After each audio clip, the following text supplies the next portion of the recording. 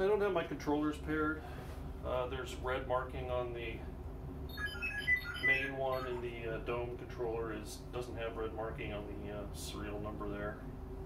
I had them on, turned them on in the wrong way, so the first power on there didn't recognize.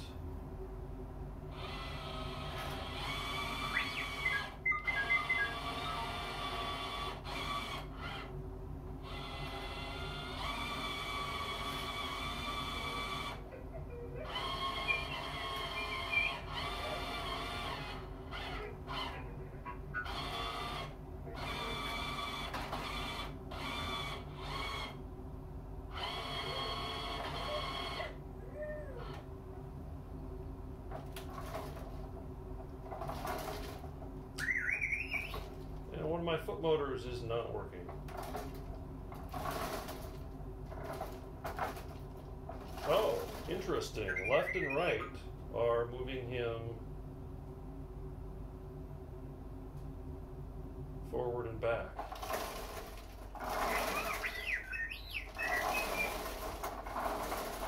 Uh-huh.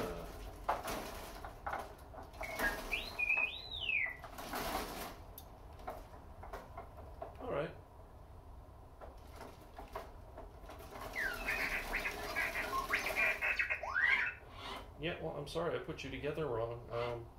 Give me a sec here, and hopefully I can fix that.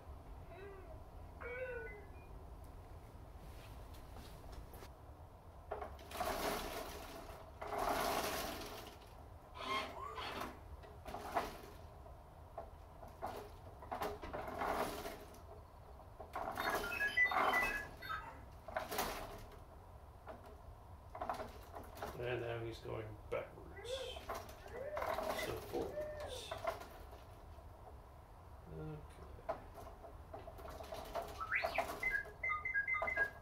And right to the left.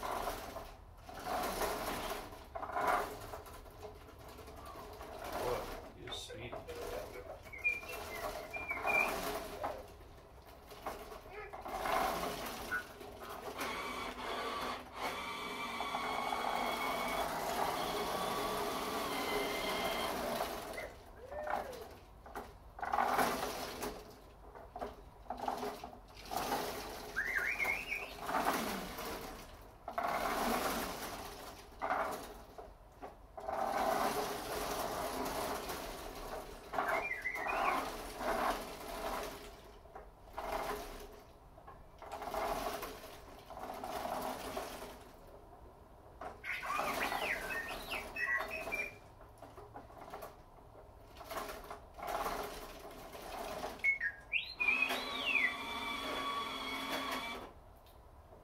Grinding is the very back where the upper ring is scraping. Just a bit. Got a little bit of a low spot back there. Right there.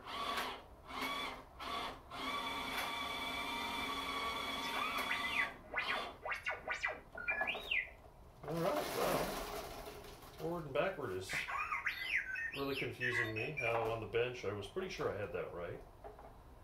Well, like I said, I think I've got the cables swapped to the feet, so I might unplug both cables, plug them back in the opposite direction, which really shouldn't make that much of a difference, but hey, he drives.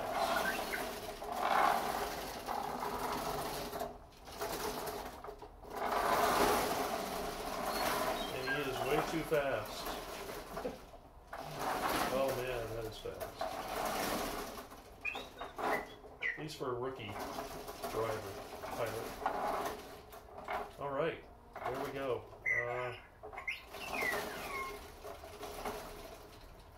He is pretty much working.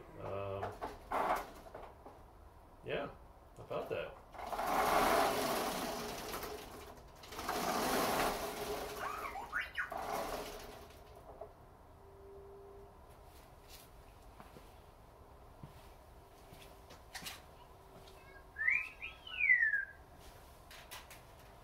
Thumbs up, guys.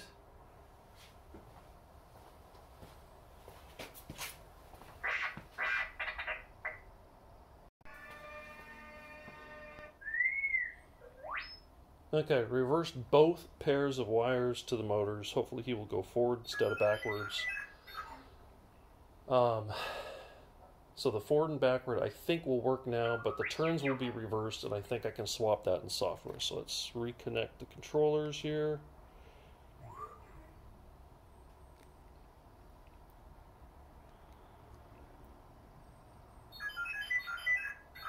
Okay. Forward, backward. Okay.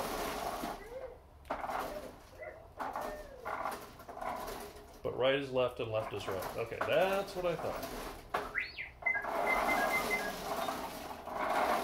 Which makes it easy to drive him when he's facing you. It's intuitive, but difficult when he's going the other way. Okay. Alright, so yeah, I think I can fix that in the software slash the firmware, the Shadow MD code that goes on the Arduino 2560. The dome I'm not sure about. I don't know how most people have their dome. Currently, it's reversed. It should be going the other direction. I'm spinning right, and the dome technically... Well, I guess the dome technically is going right. Yeah, but it's facing me, so it should be going left. But most of the time, if you're spinning the dome, would it be when he's static? So if somebody walks up on, say, the right-hand side, and you want him to look at him, you instinctively turn the joystick right, which is what I'm doing. But if I reverse the wires, I have to remember if somebody approaches on this side and I want R2 to turn and look at them, that I have to turn away from them instead of now it's turning towards them. So, yeah, I don't know how people have that set. I might actually look to see if that's a question that people ask on the forums. But yes, look at this. 2 years in the making. Well, technically even longer than that, but he's driving. That one wheel is still noisy. I took the foot motor apart. I could not figure out why it's noisy. I don't know if it's a motor issue. It sounds like it's the gear. As the gear engages the teeth, it's kind of doing a click, click, click, click. But I put a little silicone grease in there. I spun it around. All the gears are meshed at the same height, so I'm not sure why one wheel is louder than the other.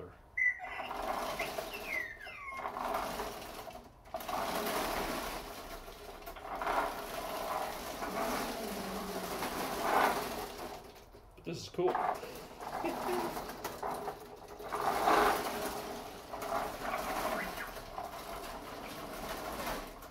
Why am I testing in the garage? I don't have that much room in the house, and the house is mostly carpet.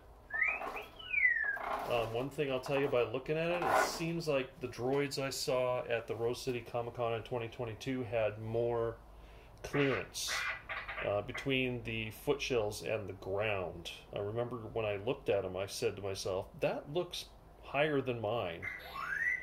But of course mine had only been on carpet, so I wasn't sure if that's why. But it does seem to me that these are a bit lower to the ground, which would make it rougher on, obviously on thicker carpet. It would take more power to get him to move through carpet. And more of a trip hazard type thing where going over bumps, he's only going to be able to go over very small bumps. So like a normal door threshold, I don't think he'd make it. He would smack his center foot right into it. So that's interesting.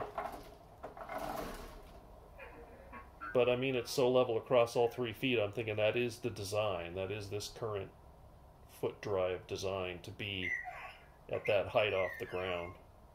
But something I noticed. So there we go. I'm not sure where else to go with this, other than to say now I have to take it all apart and bring it back in the house, because it's pretty sure it's too heavy for me to deadlift all the way into the house, maneuvering past the doorway.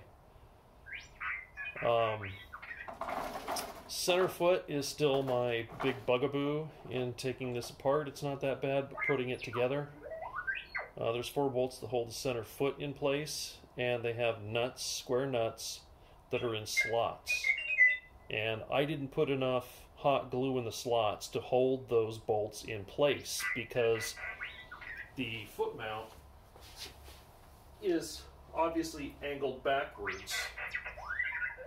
So those nuts tend to slip out of position. So I try to screw the nuts down, the bolts down into the nuts, and sometimes they'll catch the side of the nut, but not the center of the nut. So I have to screw them in by hand a ways and then pull up on them to see if they come out. It means I wasn't screwing it into the actual threads. It was screwing in between the plastic and the side of the nut. So something I would suggest is maybe when you're doing your center foot there, an idea to consider is maybe, because the hot glue goes inside and there isn't that much room, maybe print a piece of plastic that'll slide into that slot to push the nut up against the wall where it should be, and then put hot glue in, because otherwise it takes a lot of hot glue to fill that channel. And I think 2 of mine are full and the other 2 aren't, so I sometimes have to take the foot and kind of knock on it to get the nuts to drop down into the proper position, and even then it takes a few times of trying to get the bolts in and out inside to get it to actually screw into the center foot shell. So that's the assembly and disassembly. That's the only really big issue, other than doing it with one person. I have to be really careful because I tend to put it on the plastic crate in a way that the battery boxes kind of push up against the plastic crate. So I have to walk it pretty close to the edge, the end of the plastic crate when I'm putting the feet on by myself. And then I have to be very cognizant of the fact that he wants to tip over because now he's back heavy because the foot drives are pulling him backwards. So I have to kind of make sure I'm always right there, either supporting it or, you know, really quick I can get in there if he looks like he's going to tip as I'm trying to lift him up and get that center wheel in and get the center wheel down.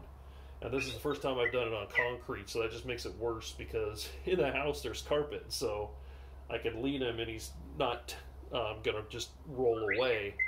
But on concrete, he just wants to go backwards. So once the wheels touch the ground, so those are about the only 2 issues I think I have that I've noticed anyway in assembly and disassembly. Obviously, you can see that there's still a lot of parts that I need to print, and you can see outside that, I think you can see outside, yeah, that it's a nice day today. We're into April and our temperatures are still, you know, in the 40s, 50s, and rain. It rained yesterday, it's going to rain tomorrow, so I took this chance between the raindrops to bring all the parts here out of the front door and around the house and into the garage, because again, I don't want to maneuver any of those pieces through the doorway that we have that goes from the back of the house through the pantry and then into the garage, because I don't want to take any more chances than I have to on damaging things. And speaking of damage, you probably won't be able to see it, but on the right foot shell on the back, at the very bottom of the silver stripe, right here, working on it, my tennis shoe rubbed it, and it scuffed the silver paint, and there's a bit of white showing where it took some of the silver paint off down to the white. So he's not, you know, I'm more and more not really caring about things like that, because whether I weather him or not, he's not going to be perfect. So any little scuffs I get like that, maybe I'll try and touch it up. But I'm almost thinking, you know, maybe that's just, you know, just leave them all there unless they're really bad, because it's just going to keep happening. This paint is not like the powder coat or anything that's got real strength to it, so it's going to happen, and I'm okay with that. Especially I'm okay now that he's actually driving. That's... Whoa. Get away from there.